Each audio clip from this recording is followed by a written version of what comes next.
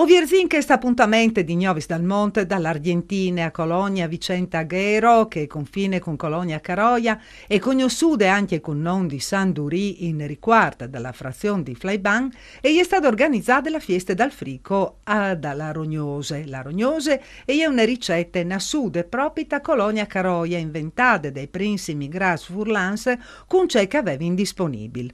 In pratica sono uova strapazzate con salam fresche che soppresso col timp e è stata doprata la pasta di corizo.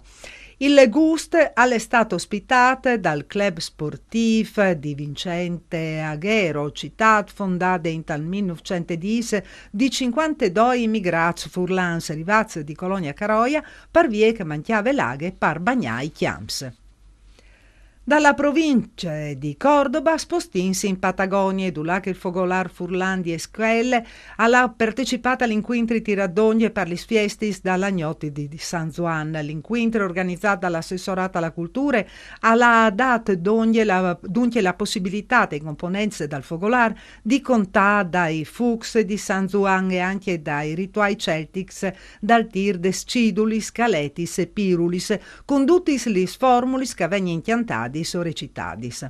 Impossibile invece preparare il maciut di San Juan perché il 23 di giugno a Esquel a lei solstizi d'invier, ma sono stati dutcas chiappati su erbis e plantis per mostrare ciò che si fa in Friul, e in queste feste noi mangiamo della snappe di coculis fatte con la ricetta di nonne Cleofe Poiana, deane dal fogolar. Poi dopo, in costume tipici, i componenti del fogolar hanno mostrato i bai tipics, facce però duci stante dentri perché di fur al neveave.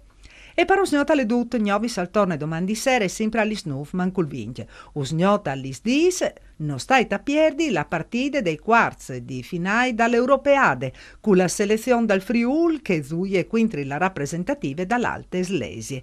Mandi e buone serate a tutti.